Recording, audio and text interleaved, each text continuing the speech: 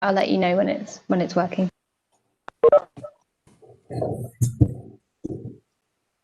That's live now. Thank you. Thank you. Okay then, so it's, if that's okay with you, Sam, and you, Steve, etc. It is 2 o'clock. Yes, great. Thank you, Chair. There's all sorts of things going on in the background of my screen which you can't see. Anyway, good to see you all. Welcome, and welcome Simon, Terry, etc., Pam, etc. Before we start, you know, the protocol, we all know the protocol of actually doing this online now. But if I may, ladies and gentlemen, what I'd like to say is that we're going to have a series of presentations which we're all looking forward to. I know, but if it's possible, I hope you'll join me in agreeing that I'd like the officers to actually make their presentation. I know you're going to want to go on the chat line and drop down and say you want to say something, which is brilliant. But if that's okay with yourselves, if we could let the officers and colleagues do their presentation and we ask the questions afterwards, if that's okay. Are we all happy with that? If you want to sort of stick your hand up or anything, I'd appreciate it. Brilliant. Thank you. So without further ado, then, if I may, I'd like to open the meeting officially and welcome you all. And again, I keep looking down because my notes are just below the screen, obviously. I'm not that good. So apologies for absence, Sam, if I may, or Steve.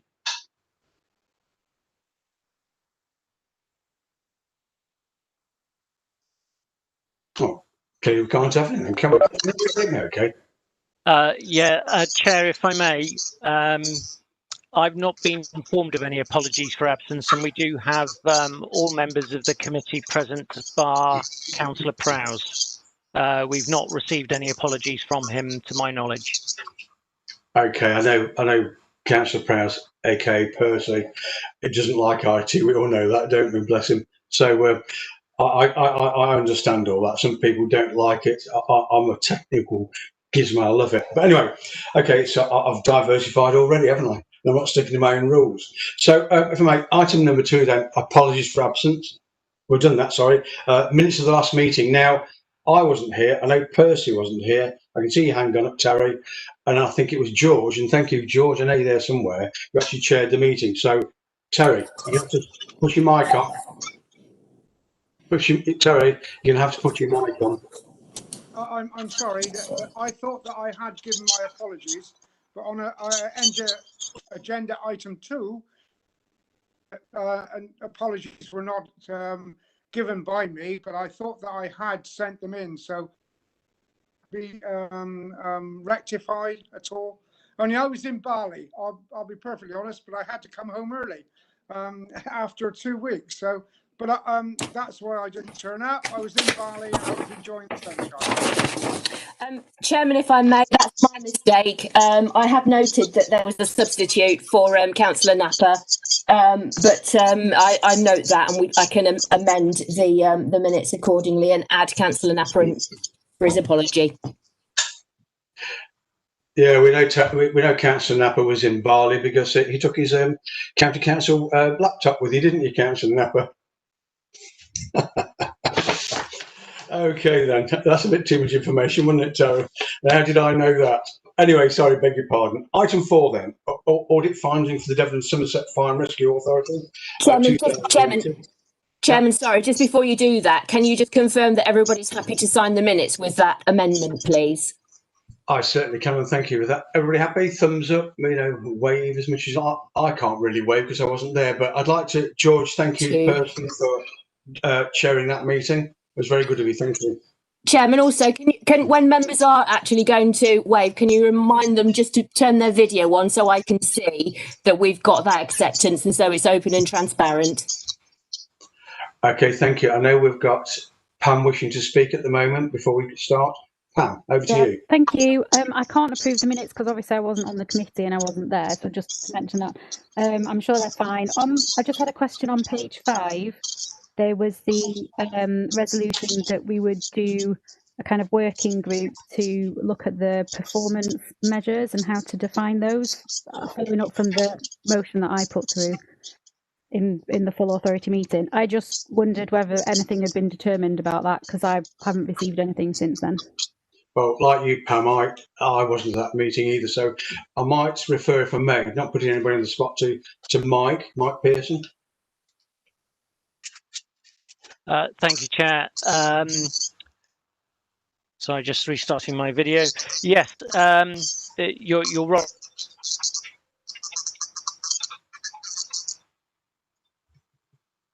To work with officers on developing performance measures associated with the safe.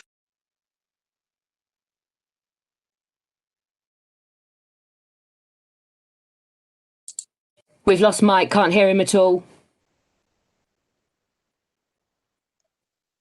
Right, beg your pardon. Is that better? That's better. Thank you. I must remember 2 ways to unmute my mic, because I've got the headset on and I can mute it that way, and I can also mute it on the computer. So my mistake. Yes, sorry, I was saying that the audit committee was asked to develop the performance measures associated with the Safer Together programme, and that work is intended to be done with some workshops with members of this committee. We are behind where we expected to be because of the COVID arrangements. It's not been forgotten, and so we will be contacting members of the committee with regards to how to take. Thanks, Mike. So you're happy with that, clearly, then, Pam? Okay. Thank you for that. And so moving on to item 4, then, as I say, to reiterate, is the audit findings. It's on pages 7 to 36. Okay. So who's taking that one, please, Elaine? Chairman, sorry, one step back. I'm really sorry. Item 3, items we've got requiring urgent attention. We don't have any. Okay, that's brilliant. Thank you for that. Thank clearly, you. I'm running ahead of myself, you know what I mean? It's my one. So, for the 3rd time and final time, item 4, if I may. Amy Webb. Thank you, Chair. And I will just briefly introduce this item. So this is the annual statement of accounts for the financial year ended 31st of March 2020. I also want to just thank members for your flexibility in rearranging this committee to today, as we had originally planned it to be for the end of July. I will hand over to Aditi and Barry from Grant Thornton to introduce their report in a second. But I just wanted to make members aware that we do have some outstanding issues on the audit findings report, which we need to deal with. And therefore, rather than taking these as a final set of accounts, the committee are asked to consider them and agree for publication in principle ahead of having an additional meeting to do a further formal sign-off once those issues have been uncovered. So just wanted to say thank you to the finance team. I know Andrew Fairbear is on this call today for all of their hard work, particularly in my absence whilst I've been on secondment, for less support from me, and also to Grant Thornton, the auditors, for their flexibility over this interesting period of remote audit for the first time ever. And obviously we've maintained good communication throughout. So there haven't been any significant changes to the accounting regulations this year. So the accounts are in a similar format to what you would have seen last year. But I will hand over to Aditi and Barry now in order to take you through the audit findings report, which is still at a draft stage. Thank you. Thank you, Chair. Thank you, Amy. Can everybody hear me okay? Okay, that's brilliant. Thank you. So I'll do the initial headline introduction, and then I'll hand over to Aditi, who's joining us from not quite as sunny as Bali, but sunny Scotland today. So, as Amy said, this has been a very unusual period of audit for us, and obviously all the plans that we had originally made around the delivery of the audit were thrown up in the air somewhat as we went into remote working and lockdown.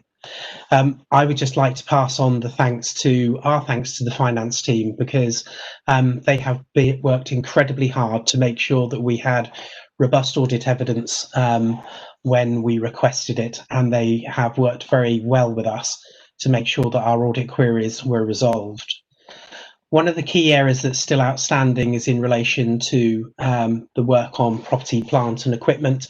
And again, that's because the audit expectations have increased significantly this year in response to the regulator requiring that additional work is done around property, plant and equipment, and making sure that value is appropriate. This involved us looking at a significant number of properties and getting valuations and checking valuations right down to floor area levels. So again, a DT will come on and cover some of that in a moment. In terms of where we are with the delivery of the audit, then the headlines are we are looking to provide an unqualified audit opinion. And again, we have taken account of the additional risks that arose as a result of COVID-19. Our review of the accounts and the supporting information, in particular the narrative statement, I think provides an excellent summary of the authorities' response to COVID-19. And indeed, underpinning that in the value for money arrangements, again, we have concluded that there are no areas that we believe we need to make recommendations on, and therefore we anticipate issuing an unqualified value for money conclusion. In terms of our statutory duties, again, there is nothing that we need to report there. Page 11 of the report, or your page 11 of the report, just identifies those areas which are still outstanding. So if I can just update members on them, because obviously things have moved forward since we've issued this report. So in terms of the first two items, the detailed sampling of valuation of assets and council tax and NDR income, that's all been resolved now, as has the financial instruments and provisions section as well, and the DT will provide an update on that. So in terms of the work that's still outstanding, there's just a little bit of work remaining on the grant income. We've still to receive the pension fund auditor assurances, and I've been in communication with the engagement lead for the pension fund, and that will be coming through as soon as that work has been completed. I know of frustration to Amy as well as to ourselves. There has been further communication around the McLeod judgment and the Goodwin cases, and again, we've just asked that the authority go off and get some further assurances from their actuaries in relation to any potential impact on that, on those balances within the pension fund. Amy shared the latest guidance around Goodwin, where we don't expect there to be a material impact or very large impact at all from the Goodwin case, but it's just going through and clarifying a last few couple of items in relation to McLeod. But we're certainly in a different position than we were last year. Before I hand over to Aditi to go through the detail, again, I just want to put that wider context of where we are in relation to the delivery of local government audits. And as I've said to your finance team, at the moment, Devon and Somerset Fire Authority is one of the earliest audits or the most well-progressed audits. So again, that really does come down to the testament to the hard work of your finance team in making sure that they resolve queries. I think I flattered Amy and Andrew enough, so I'll now hand over to Aditi. Thank you, Barry.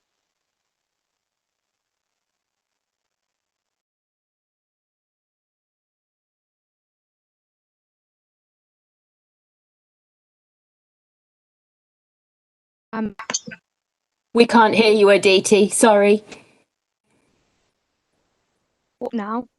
So the data sets out some additional information around the materiality. Aditi, it can help if you turn your video off to improve the quality of your audio if you want to try that.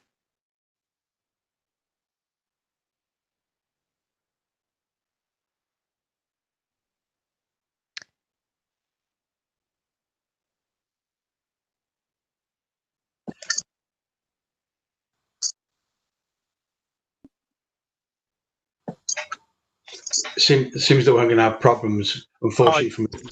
I was going to say, Chair, I think we've lost Aditi. I'm not quite sure why. She's still showing on the present list, but she's clearly having difficulties. So that being the case, and not to Barry, I'm sorry to put you on the spot. That's fine, Chair. Shall I do the rest of the report for you? That's brilliant. No, it's unfortunate about Aditi, but possibly, you know, it appears from everybody, and Mike Pearson as well, people are having these bandwidth problems. Yeah. There could be so many people online at the moment, and bearing in mind, America's now online, and it does go a bit haywire, doesn't it? Yes. Sure, I'll just take you through the headlines then and then open up to questions. So page 12 of our report just sets out the materiality for the financial statements.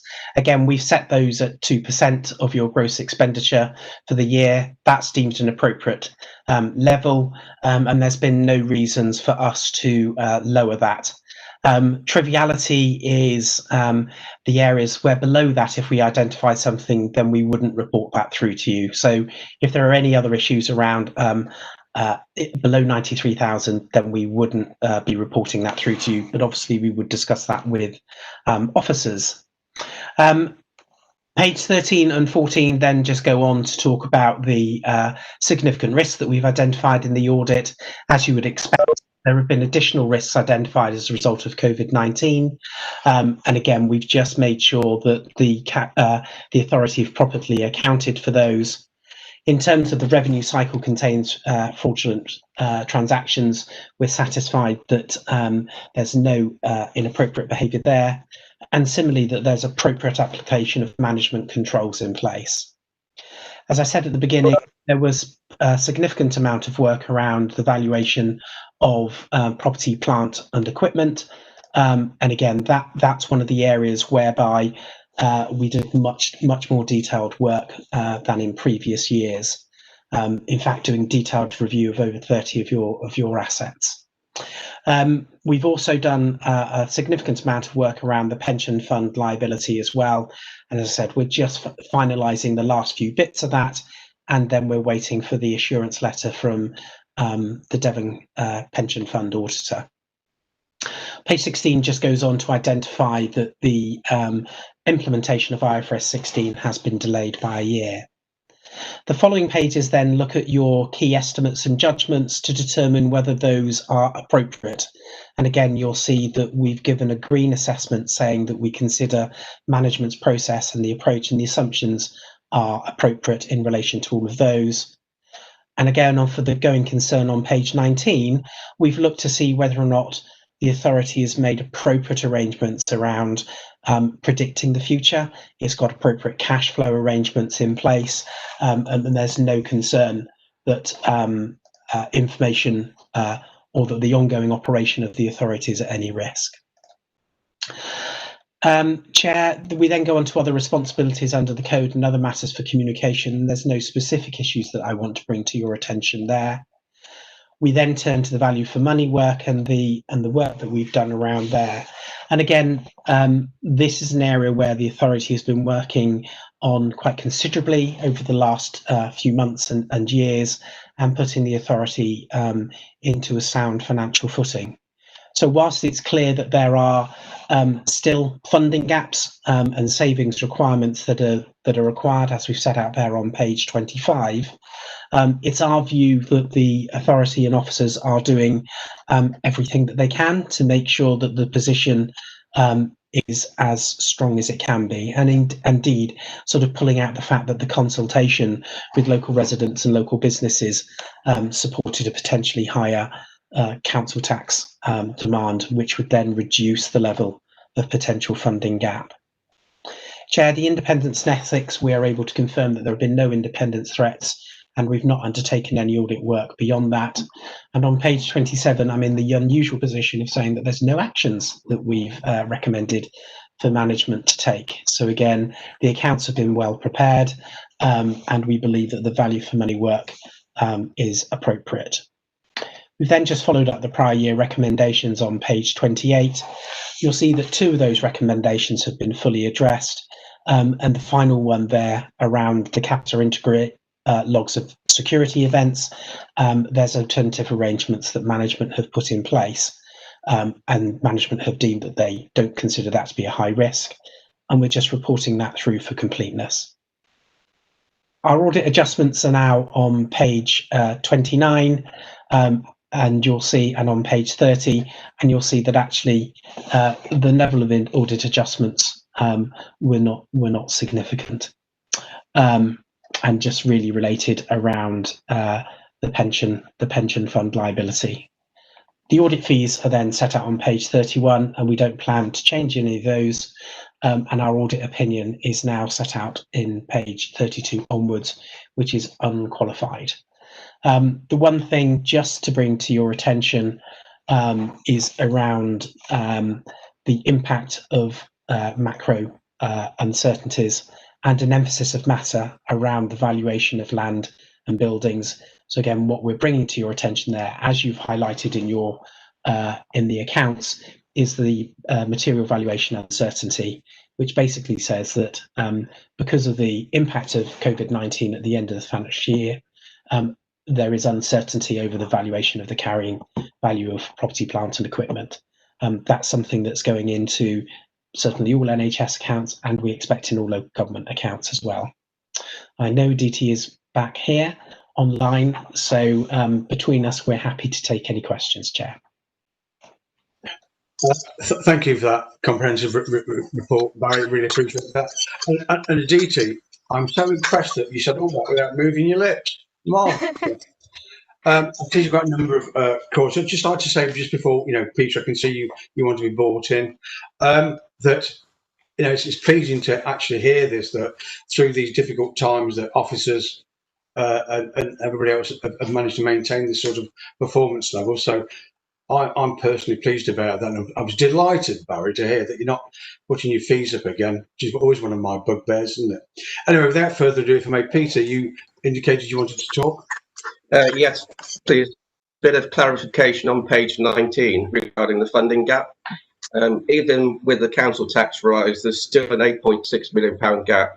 Will the Safer Together programme create enough savings to breach that 8.6 million, or are we going to need further work? I know you're quite confident that we're dealing with it, but is there further work needed? Can I ask Amy to respond for that?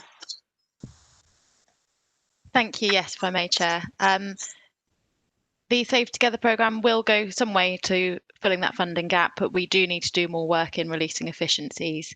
In particular, upon my return from my secondment, Lee Howell has asked me to do a bit more work in terms of looking at more of our support functions and how we might collaborate and be more streamlined going forward.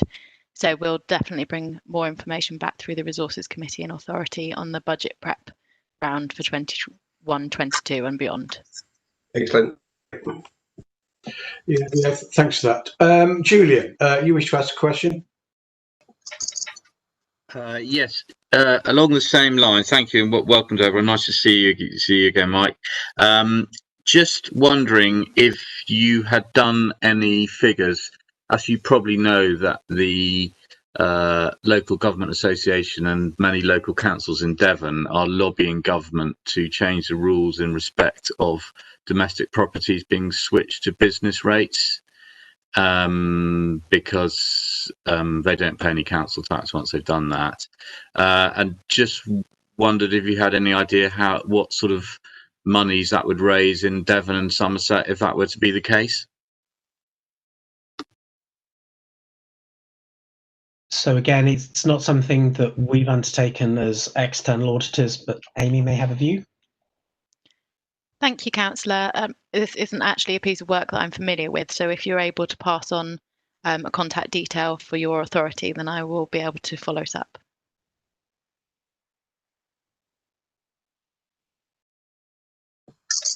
Are you happy with that, Julian? Yeah, that's fine. I mean, presumably, I mean, in our, just to say, in our in the South Hams, we have about 1,300 properties. So I don't know what the total is in the whole of Devon and Somerset. But of course, if they were on the council tax roll, you would suddenly I mean, I don't know what it is. Probably about 5%. Is it for us? Is the FAR preset for each council tax? So it's a sizable amount of money, and I think that it's probably, I would hope that at some point the FAR authority might look to lobby government, as many of the parish and district and county councils are. Thank you for that. I think we're all looking at change, and so Amy, I think if I've got this right, you're going to get back to Julian's organisation, his council, yeah. Yes, absolutely Terry, happy to. And we do quite a lot of work with councils in Devon and Somerset regarding their council tax reduction schemes, so on and so forth. So I'm really happy to engage in that further. Thanks for that, Amy. Terry, you got your hand up? You're not in Bali, are you? No, at home. No, the sun's not shining. Chairman, thank you for that. I'm not too sure whether this is the appropriate time, but I cannot find it anywhere. Have plant and equipment, have we put any monies back for drone purchases and the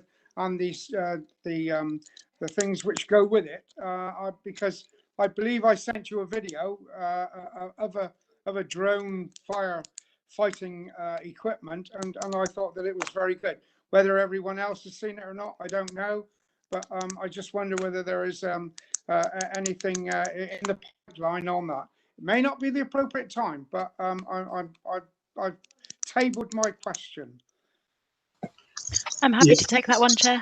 Yeah, thank you, and thank you for droning on about that, Terry, because I did actually watch it. It was actually very good, wasn't it? Very good. You know, taking the hoses up to the storage just goes to prove to me and other people just how powerful these objects are becoming, isn't it? So thanks for that, Terry. Anybody else? We've just had a reminder from Steve, by the way. I'm as guilty as the next person that if we're not talking to be on mute. So any more questions on this item? If not, we'll move on. Okay, then we'll move on to item 4B, sorry, which is statements of accounts. Okay, that is page 103 to 136. Mike, I think you're taking this for us, aren't you? Sorry, that's still me, Chair, the statement of accounts. Okay, thank you, Amy. Okay, so you've just received the audit findings report from Grant Thornton, which was their review of this statement of accounts. Won't go through the detail, it's a very technical document, but just to remind members that this is one of our key pieces of governance that goes through in terms of signing off the financial statements. And you can see within the document how that is tied back into the financial monitoring performance that you see on a quarterly basis and at the year end. Just also to note on when we were saying about potential for pensions adjustments coming through in the accounts at a later date, that won't have any impact on the revenue budget or the capital budget performance for 1920. That would be an accounting adjustment only. So I'm happy to take any questions on the statement of accounts, but obviously these have been verified by the auditor as showing a true and fair view of our financial performance for the year. Thank you.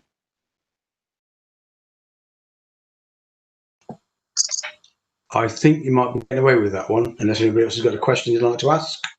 Yes, Pam. Thank you. I have a couple of questions. They're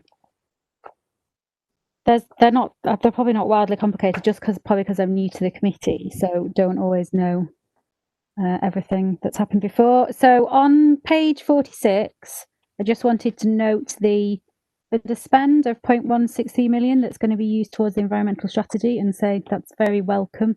Presumably, perhaps there's a question there of how does that money get spent and how does that, does that just kind of come under operational decisions, or is that something that we're involved with? I had a question on page 4. Do you want to do them one at a time, or should I just give them in one go? One go would be great, Pam. Okay, Yeah, that's fine. okay. They're mostly probably not very complicated, I think. Page 47, this is just for my own interest. It mentions about a court of appeal to do with the pension liabilities and the scheme being amounting to unlawful discrimination. I just wondered if something could be said about that, because that doesn't mean a lot to me. I'm not familiar what the history is. It may be that it's, fairly incidental, but I would be interested.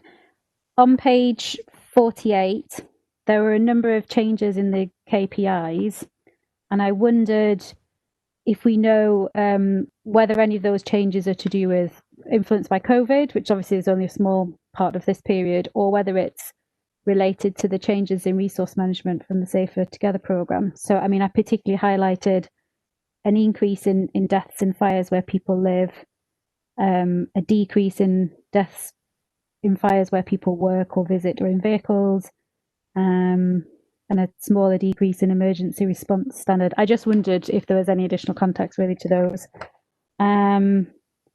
On page 49, so this is because I'm new to the committee, I'm sure, there's a really massive increase in the home safety visits. I wondered just if, is that from the Safer Together programme?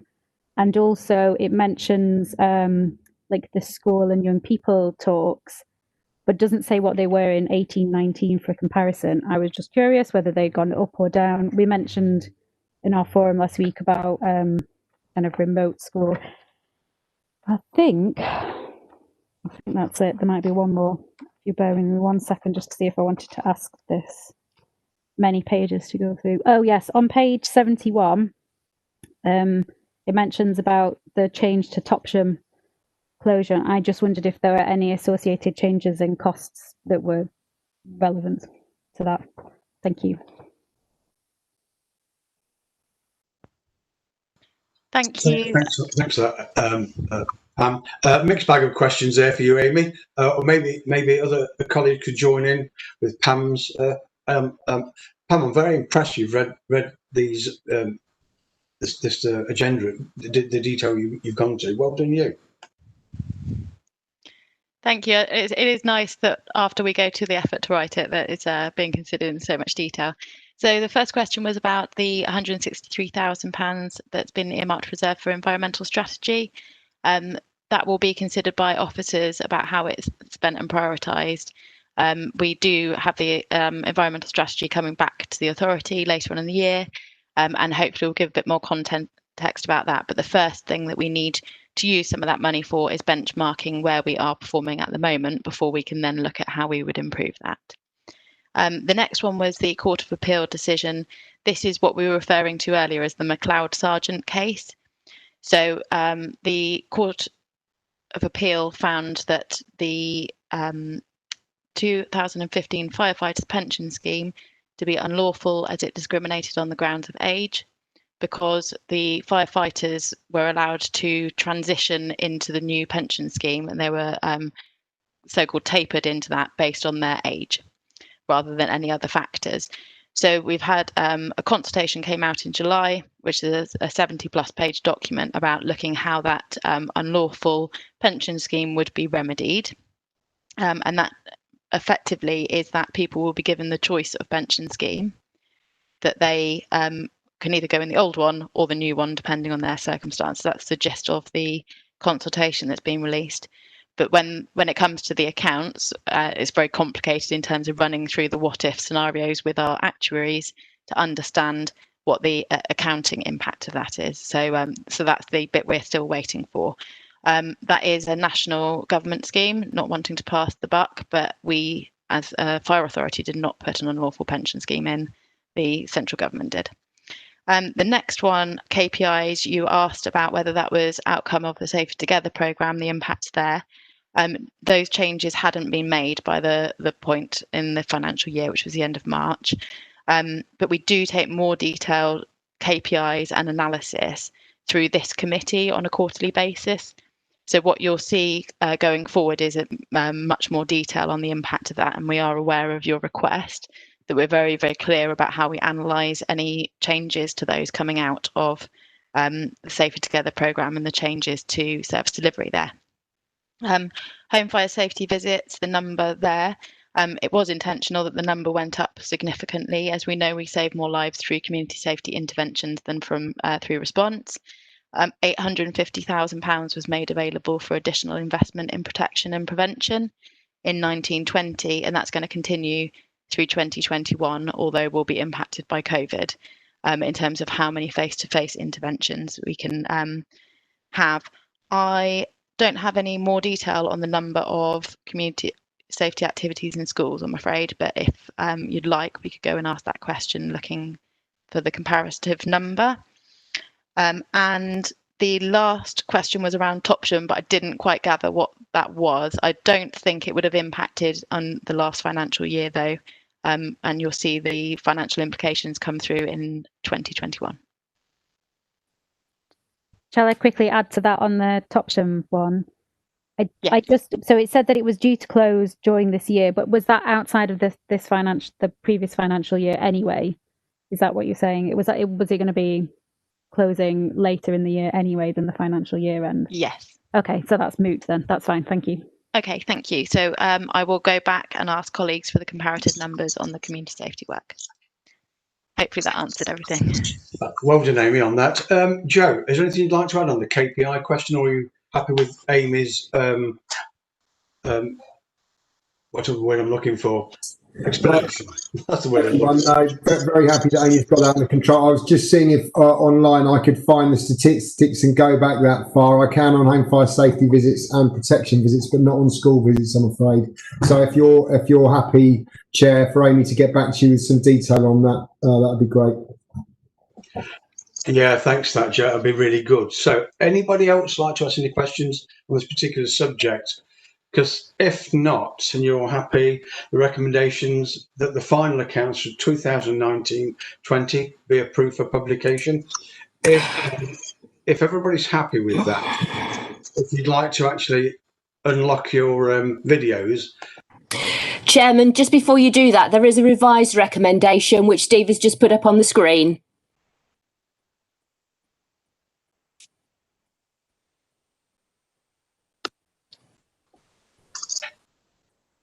Did you catch that, Chair?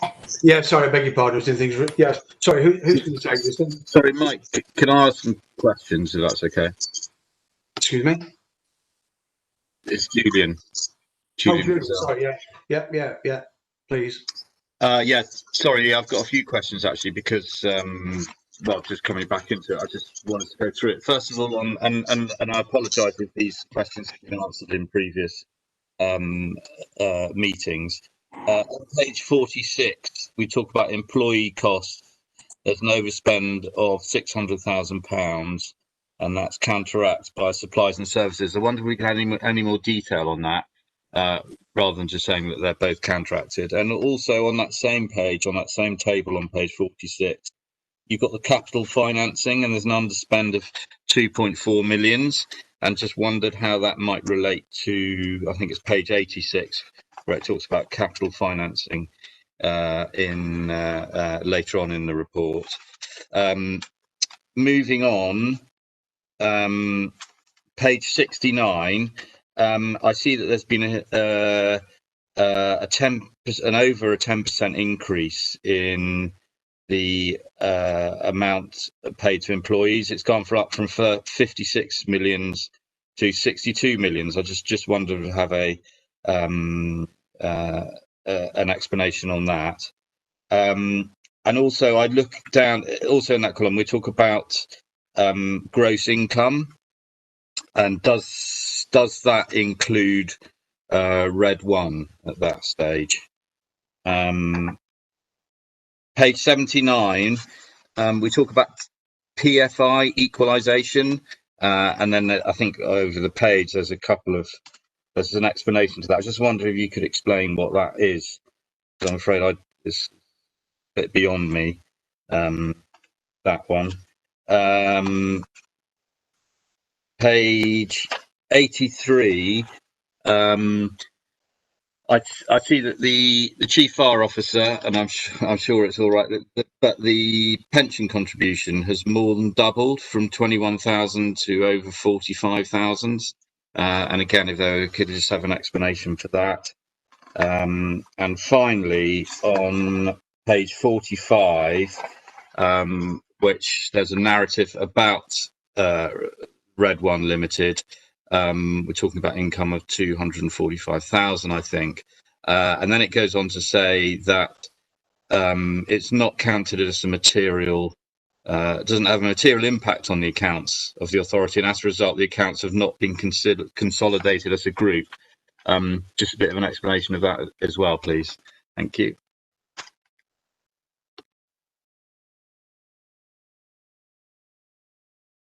If you're happy, Chair, I will try and take those questions in order. So thank you. The resources utilised during the year and the over and underspends there, the more detailed explanation of those, including the capital financing, are reported to the Resources Committee. So I think it might be helpful if I share the year-end report on that with the members of this committee, as it shows a lot more detail and narrative explanation there. As you quite rightly point out, the employee costs have risen considerably. This is actually another pensions issue, which meant that due to a revaluation of the schemes, employer pension costs shot up in the year by £3.6 million. We do at the moment have an interim grant from the government which covers the majority of that costs, but it's still uncertain at present as to whether that will be funded for 21-22 going forward. So it's one of our biggest financial risks. What that does do is also account for the Chief Fire Officer's pension contribution and the significant increase there, as depending on which scheme the individual is in, their pension contributions did in some cases go up by around 16%. This is the employer's pension contribution, so an ongoing financial risk against that. You asked about Red 1 income. The other note says that these accounts are not consolidated, so we brought a paper on group accounts to the previous committee because of the small relative size of Red 1 in comparison to the authority. We don't go through the process of consolidating the two accounts. So I'm happy to take a bit more of a detailed question on that, or again share that paper for the reasons behind that. And that's just about understanding the scale of risk to the fire authority. You asked about PFI equalisation. So the private finance initiative is based on when the build goes ahead. Each party agrees to pay a fixed amount each year, and that's effectively invested on behalf of the initiative. And then at the end, depending on how the economy is performed over what might be potentially 20-year plus period, each authority has to pay a share of the equalisation, or ideally a profit on that. So the forecast equalisation fund on a year-by-year basis can vary quite significantly. We currently have a small earmarked reserve for that purpose, but I think the last forecast of the equalisation fund was to be a shortfall of around £30,000. So across the three partners there, quite insignificant. Does that answer your questions, Councillor? Yeah, thank you very much. I mean, obviously, some of those probably should have been at the Resources Committee, and I'll need to go back through that. I don't need to have the just on the Red 1 thing. So where do they report their accounts to? Onto the Resources Committee. Onto the Resources Committee again. Okay, lovely, thank you. So,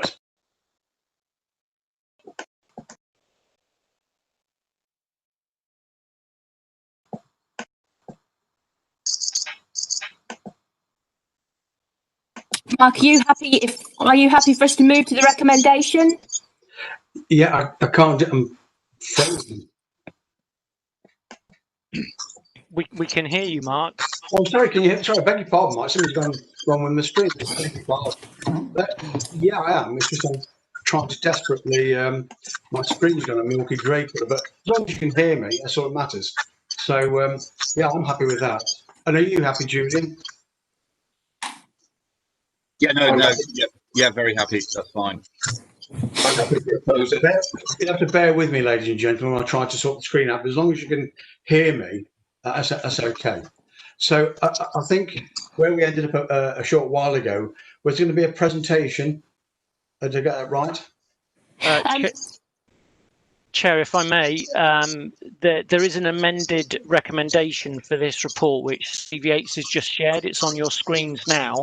I can't see my screen at all. I'll read it for you, Chair. The amended recommendation is that the draft statement of accounts be approved in principle, subject to the final approval of the committee at an additional meeting to be instigated once the requisite information has been received on the position on pension costs and liability.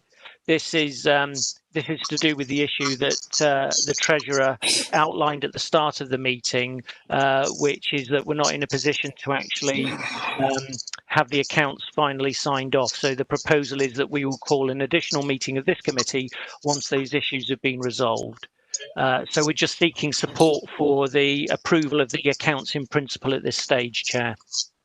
No, I'm happy with that if everybody else is. Chairman, could I ask for a proposer and a seconder, please? Yes, can I have a proposer, please?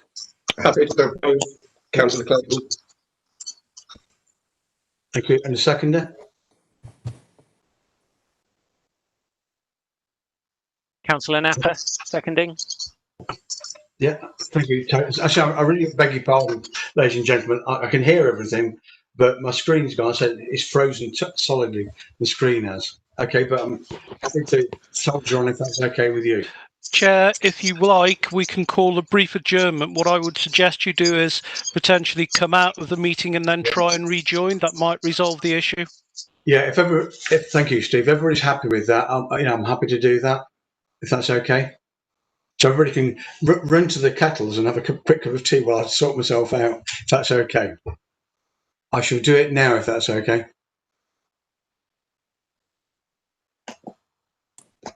Thank you, Chair.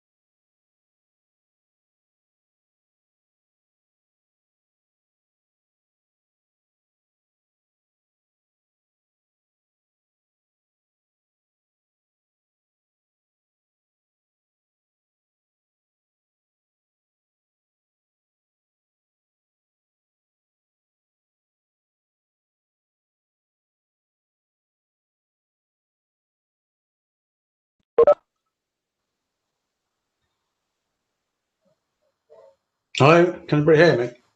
Yeah, I can hear you, Mark. Yeah, sorry about that. There we go. Apparently the WebEx had frozen it totally. So sorry about that. So just to bring us all up to speed then, that was item 3, and we'd agreed that we'd have an extra meeting just to sign off things. Is that correct? Okay. Yes, Chairman, and Councillor Clayton proposed and Councillor Napper has seconded the recommendation as was up on the screen. Yeah, brilliant. Thank you for that. It appears, though, what I'm noticing from everybody, it appears that the web's a little bit dodgy this afternoon. So people are coming in and out like it was earlier on. So not to worry, we'll persevere. So if that's okay, so we'll move on to item 4C then. Chairman, okay. Yeah. Can we move to the vote, please, for that item on that recommendation? Yeah, sorry, I do beg your pardon. Yeah. So just to recap then, the recommendations were that the final account for 2019-2020 be approved for publication. And as Steve mentioned earlier on, when we... Chairman. Yeah. Chairman, no, that's not the recommendation. The recommendation is that the statement of accounts be approved in principle, subject to the instigation of a separate meeting once we've got the information on the pension costs and liabilities. Okay, thank you for that, Sam. Yes, that's exactly what I meant before my internet went haywire. Thank you for that. You took the thoughts out of my mind, of course, and put them into words. Thank you so much. So just to reiterate what Steve said earlier on, if we're going to vote, I think everybody's got to have their videos on to show. Is that correct? Members of the committee, please. Yes. Yeah. Please, so if you go live.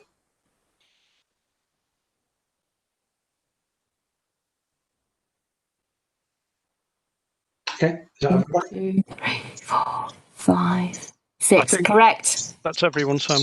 It is, yes. Show of hands is good enough. Thank you very much. That's approved then. That's unanimous. Thank you, Chairman. Thank you. Good to see you, Julian. So, if I may get back on track then, if I've got this correct, we would be moving on to item 4C. Is that correct?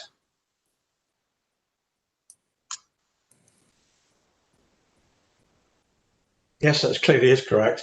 So that's a representation on pages 99 to 102. So I'm with you here. Just turn the pages over. So bear with me for a sec. Clearly, it's. Thank you, Chair. If I may just add that these letters are part of the formal audit sign-off. So if you're happy, we can consider the content and take any questions, but otherwise we'll go through to the additional meeting for final sign-off once we have the completed audit. No, happy with that, Amy. Has anybody got any questions they'd like to ask? No, clearly we're all happy. Thank you. Thank you very much. So we'll move on to item 5 then. Item 5, the statement of assurance, pages 103 to 136. Thank you, Chair. That's my item. I've noticed, Steve, I don't know whether, Steve, you're muting me, but it's getting very confusing when I'm trying to unmute myself. So if you could leave that to me, please. Thank you. So the annual statement of assurance, members, is something that we produce each year. We have revised the format slightly this year, and we were looking to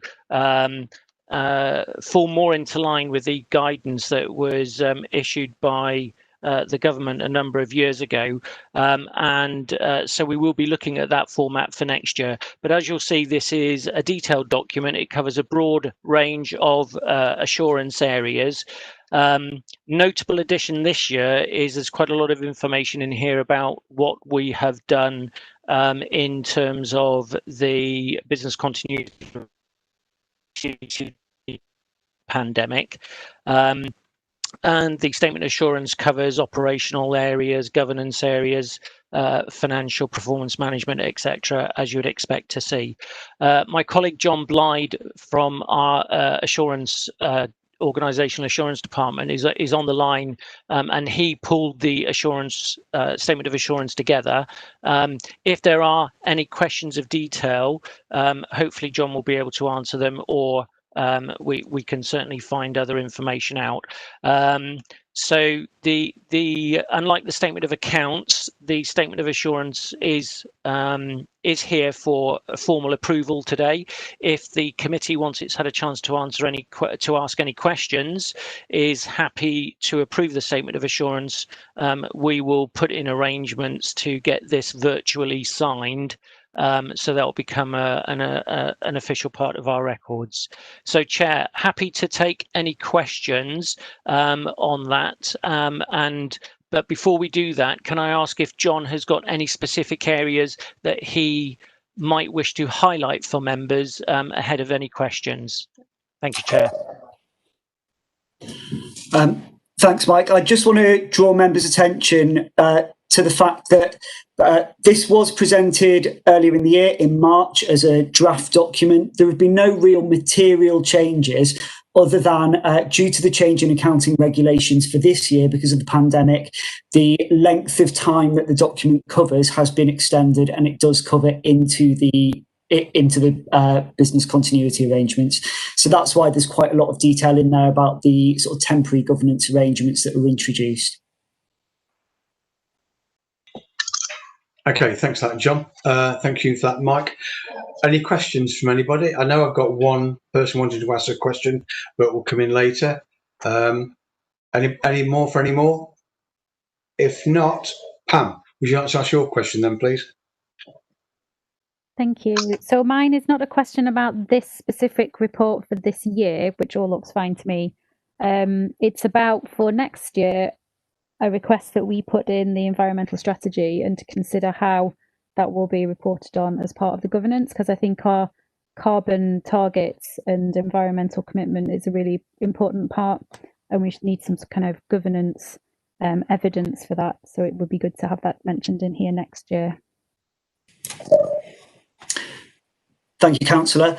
So the annual statement of assurance is quite a prescriptive set of requirements that we have to follow that are issued to us by, there's quite a few specific requirements that we have to report on in there.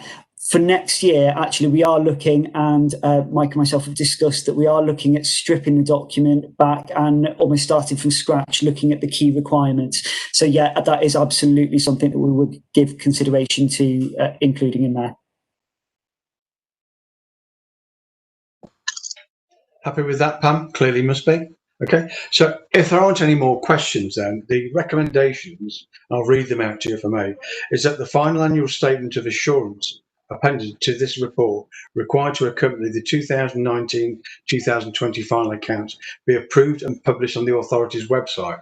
And again, I would imagine that we need to all approve these documents. And if that's the case, if councillors would like to stop their videos and show yourselves, we can all vote accordingly. Chairman, could I ask for a proposer and a seconder, please? You can. Peter Clayton proposed. Seconder, please. Thanks, Pam. Pam's seconding that. Okay, ladies and gentlemen, all those in agreement, the usual show of hands will be good. Seems to be unanimous. Thank you very much for that. Okay, then. So, everybody happy? Good. Thank you, Terry. Thank you. So, without further ado, then we'll move on to item 6, if we may, which is the going concern review. And that is on pages 137 to 144. And I think, Amy, have I got it right that you're leading on this one? Yes, please, Chair. Sorry, I'm just going to get the paper up in front of me. Yes, okay. I'd say these are fun, these virtual reality meetings, aren't they? But sometimes it can be quite painful, can't they? Yeah. Okay, so the going concern review is a paper. I think this is the third year that we've brought this one to the committee. It effectively pulls together various items from our financial monitoring and future budget planning to give assurance to the committee, the authority and the auditors that we can operate as a going concern. So that usually has a lot more relevance for commercial entities and charities. But in terms of how that relates to the public sector, that means that we consider that we have the financial resources in place in order to operate effectively and be able to set a balanced budget for the next 12 months following sign off of the accounts. So that would be 12 months actually from whenever our next committee meeting is. But I don't anticipate anything particularly drastic occurring in the next few weeks, or fingers crossed anyway, given the way 2020 is going so far. So I'm happy to take any questions on the paper, but it is a more technical view of the financial risks and future performance of the authority. Thanks very much for that, Amy. Anybody got any questions? And if not trying to rush the meeting, but the recommendations are that the report is to be noted anyway. So thank you for that. So hopefully I've got that bit right.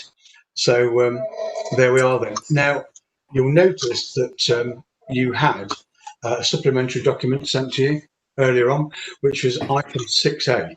And I think Mike's kindly, don't take this the wrong way, Mike, popped up. So Mike, clearly you're going to lead on this for us all, and if you'd like to talk us through it, it'd be great. Thank you. Thank you, Chair. So the item 6A, which was the supplementary agenda item, is the audit and review year-end report for 1920. So this is the report that provides detail on how we progressed against our internal audit plan for the previous year. Again, my colleague John Blyde heads up that function, and he can answer any specific questions around the audits in question. Not all of the audits are complete. Most of them are either in the final stages or have been completed. A couple of others still at the draft stage. Some of them aren't necessarily audits, because we also use our audit function to look at areas where we think we might be able to do some improvement, or whether there may be some concerns around how things are currently governed. So not all what you might expect to see in a traditional internal audit approach. John, is there anything you wanted to add to that in terms of the 1920 plan and regards to the progress that we made against it? Thank you, Mike. So the key thing that I'd like to draw members' attention to in here was that following last year's year-end report, there was a specific request that we include the number of days approved versus the number of days used within the plan. So we have included that within the report this year. And as you'll see, internal audit was underused in terms of days, as was information assurance, both due to vacancies within those teams that needed backfilling. Otherwise, the audits that are included within this report have all been provided to the committee throughout the previous year, and this shows the position at year end. There were no additional ones between March and financial year end to include in there. I'm happy to take any questions. Thanks for that, John. Any questions for anybody? The paper is to be noted only, so it's not to be voted on. So if we're all happy with that, which we appear to be, I'd like to move on then to item 7, which is the audit and review 2020-21 progress report. And Mike, you're going to talk us through this one again, aren't you? Thank you, Chair. Again, this is John's team that's been doing this. So this report is setting out what we're going to be looking at this year. So there's no detail included in that, because obviously since April there's been some disruption to how we would be progressing against the audit plan. So I've not got anything to add to that. So again, I'll ask John if he's got any comments that he'd like to direct members' attention to. Thank you, Mike. Yes, so just to sort of build on the report for members, the audit plan that was approved in March for this year, normally we would be reporting on progress against that at this point. However, due to the COVID-19 pandemic, internal audit has had to effectively be on hold while we've looked at other ways of providing assurance throughout. Excuse my language. Assurance team was put together to look at the way that we did that throughout our business continuity arrangements, which did use a significant amount of the resource that was approved. In terms of the finer detail internal audit plan that we were going to provide at this meeting, as discussed in March, unfortunately, because of the pandemic, we didn't complete the audit planning process that is shown in the year-end document. So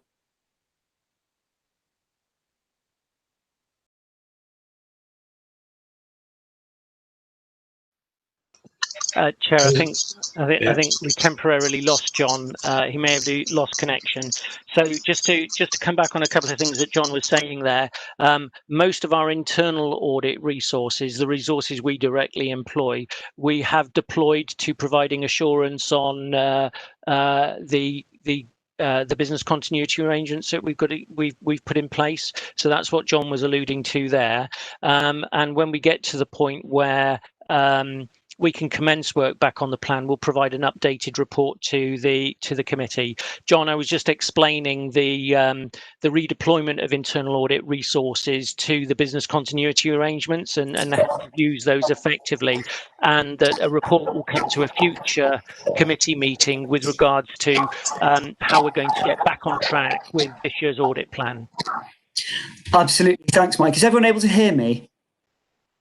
Apologies, I didn't know I'd gone off and I was talking away merrily to no one. Yeah, absolutely. So the risks that we're facing organisationally have changed significantly as a result of the pandemic and the temporary arrangements we put in place. So we will be revisiting the finer detail of the audit plan, putting that back through the audit planning process, and we will bring that to members.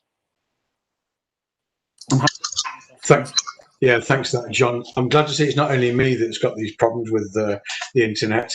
There's three of us now. Pam, you have a question you'd like to ask?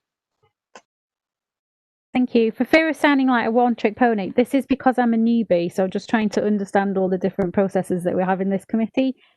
Is the audit and review plan an appropriate place where we would put the environmental strategy going forward? Or is it about different aspects of the organisation? I'm happy to come back on that. Obviously, we haven't had an environmental strategy in place before, so I do consider that it's appropriate that it forms part of our governance arrangements going forward. We need to consider whether we want to present that into the narrative statements of the accounts or in the statement of assurance, but really happy that once we've set our benchmark and established what our targets are, that we provide information on that in terms of qualitative and quantitative data. So whichever way it happens, you will see it coming back in terms of reporting to the Resources Committee and here. Thank you. And Pam, you're not a one-trick pony at all. I'm glad to see you're very passionate about climate change. It's an extra role I have, so best to ask the questions while I can. Well, no, it's great. It's great that you've taken up the mantra of it, because we've got to do our bit, and I feel personally really pleased that we've found somebody that's so passionate about it. It lets me off the hook really big time. Thanks for that. Okay, so any more questions for anybody else at all? No, so if I may then read the recommendations out. The report's to be noted. So if we're all happy with that, we can move on to item 8, which is the Local Pension Board Annual Report 2019-20, pages 149 to 156. Mike, again, we're clearly putting on you this afternoon and testing all your skills, aren't we? Thank you, Chair. So this is the report from the authority's Local Pensions Board. So the legislation that came into effect in 2015 required the authority to establish a local pensions board. So our board has been operating for a number of years. I've had the the pleasure of chairing that board since its inception. We have gone through a number of changes in terms of that board over time. It started off with 4 members, increased to 6. It's now got 8. The legislation requires that the board has an even number of members in terms of scheme manager representatives, that is the fire authority is the scheme manager, and scheme member representatives, i.e. Members of the pension scheme. The purpose of the board is to assist the scheme manager in complying with the regulations. And whilst we are not all pensions experts, we're expected to have sufficient knowledge of the scheme and the requirements so that we can discharge the role of assisting the scheme manager effectively. So the purpose of the annual report was to provide some feedback to the authority on what the pension board has been doing to provide assurance that those duties are being adequately discharged. So this is the second time that an annual report has been presented. It's not a statutory requirement, but it is best practice. And the annual report sets out who's on the board. It also provides an overview of what we've done over the course of the year. It also sets out what we consider to be the key risks that we've been looking at in terms of the pensions administration. And you'll see in here again, it's on page 153 of your pack. The table there shows that the only red risk is the risk around the unlawful discrimination pensions case. There's 2 cases, McLeod Sargent and the O'Brien Matthews case. They cover slightly different things. The reason it's a red risk for us is because of the uncertainty of what the cost will be to the authority in terms of applying the remedy, but also in terms of the pension board, it's the extent of administration that's going to be involved in implementing whatever remedies are produced. One of the other main duties that the pension board has is to make sure that any statutory breaches that have been identified have been properly considered and reported. So again, that's covered in the report. There were 2 statutory breaches that were reported to the regulator this year. One around benefit statement, the other relating to how split pensions were calculated. The regulator was satisfied with the arrangements that the authority had put in place to deal with those, and there was no regulatory action taken. Part of the maturity of pensions administration is that where breaches have been identified is that they are reported and they are considered. So we've got some assurance around that. The rest of the report talks about other issues like membership, scheme membership. We're going to be developing some performance KPIs around that, and some information about the costs associated with the board, which are very, very small. So happy to take any questions on this. We do ask that the committee endorses this report, and the report is published on the authority's website. Happy to take any questions, Chair. Thanks for that, Mike. I'm frozen again. Oh, I'm back again. That's good. You are. Yeah. Okay. Thank you for that. Any questions for anybody? And thanks for that info, Steve. Yeah, I won't bother at the moment. I don't want to cause you more trouble. Yes, we're to proposer in a second. Thanks for that, Sam. Could I have a proposer, please? Because we are going to have a vote on this, or hands up. Thank you, Peter. Well done. Come on, don't be shy, ladies and gentlemen. Let's have a seconder. Thank you, Pam. Well done. Thank you. So, show of hands, please. Everybody, undo the video so we can see you all. It almost sounds like a sentence, doesn't it? I'm happy to do that. Terry, can you put your video on? 1, 2, 3. Terry, can you put your video on? Are you happy, Terry? How half a hand. Yeah, I guess I am. I'm not happy about the red part. But yeah, okay, I'll go with it. To be fair, if this helps, Terry, Amy alluded to this earlier in one of the reports, and I know Mike knows I sit on the pension board as you do, Terry, but for the county council in Somerset. So I see the red. You know, you're not happy with the red, the quarter period, but things are progressing, and it's in different areas anyway. So I thank you for supporting this document. All right.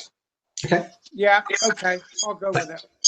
Thank you very much. So, ladies and gentlemen, final one, item 9, acquisition of communications data, the authority's policy of the regulation of investigatory powers Act. That's page 157 to 158. And again, Mike, you're going to talk us through. And ladies and gentlemen, this is quite an important document, this in its own way. It just fundamentally change things, doesn't it, Mike? Yeah. Just before we move on, Chair, just to provide assurance to Councillor Napper, that risk was shown red on there because we are paying it a lot of attention. So we recognise the potential implications for the authority, and as soon as we have any clarity about what those will be, if there are actions that the authority needs to be made aware of, they will be reported to the authority at the first available opportunity. So it's not just pension administration. There are some potential financial impacts which the treasurer is going to be all over. So it's just to provide some assurance to members that we recognise this as a risk to the authority, and it's one we're very closely monitoring and paying attention to. So, Chair, moving on to this final item, the acquisition of communications data under the Investigatory Powers Act. So members may be aware that this committee has been given delegated authority for overseeing the authority's RIPA policy, the Regulation of Investigatory Powers Act, and the IPA is a part of that. There have been some moves over the last few years, some representations made to have fire authorities removed from the powers under this act, largely because the fire authorities don't use them. We don't use these to acquire data or do covert surveillance for the purpose of investigation with regards to prosecutions, etc. But because we've got the powers, we have to have the arrangements in place to be able to use those powers if we ever did. And there's an inspection arrangement that goes with that. So on the back of the representations that were made by the National Fire Chiefs Council, the regulators agreed to suspend the inspection arrangements of fire authorities as long as no fire authorities used the powers, whilst consideration was given to removing fire authorities from the legislation. So this report is just setting out that the first stage of that has now been done. So fire authorities have now been removed from the regulations with regards to the acquisition of communications data. It's not a complete removal, and this is now just reporting that we will now amend our policy to reflect the fact that fire authorities have been removed from the sections of the Act that deal with the actions of communications data. As soon as we've got any further information about the removal of fire authorities from the remainder of RIPA, we'll bring that back to the committee. Once that happens, of course, it will just be to report that we no longer need a policy because we don't have the powers anymore. So that's just to update you in terms of those elements of the policy that we will now amend because those specific powers we have been removed from the legislation that covers those specific powers with regards to the communications data. Happy to take any questions, but hopefully that's reasonably straightforward, Chair. Yeah, thanks very much for that, Mike. Actually, it's a strange document, really, because we had a conversation earlier on that councils use it as well. And from a personal point of view, I accept the fact that police have to have these powers for obvious reasons, but I'm pleased to see things are moving, as far as I'm personally concerned, the right way. But anyway, sorry, ladies and gentlemen. Anybody got any questions for Mike on this particular paper? There you are, Mike. You've obviously done a very good job there and got away with it. That report from Mike was to be noted, ladies and gentlemen, which actually, unless there's anything else, brings us to the end of this actual committee meeting. Grateful for the attendance, grateful for I can see other colleagues listening in, which I'm grateful for, but for everybody that's participated, I think it's gone, apart from the internet problems, very smoothly. Sam. Sorry, I thought you wanted to say something, Sam, that's all. No, that's great. Thank you very much, Chair. We can declare the meeting closed when you're ready. No, I'm ready, willing and able to close this meeting down if everybody else is. But good to see you all. Okay, thank you. Bye-bye. Thank you. Thank you, Chairman. Thanks, everybody. Bye. Bye. Stay safe, everyone. Thank you. Bye.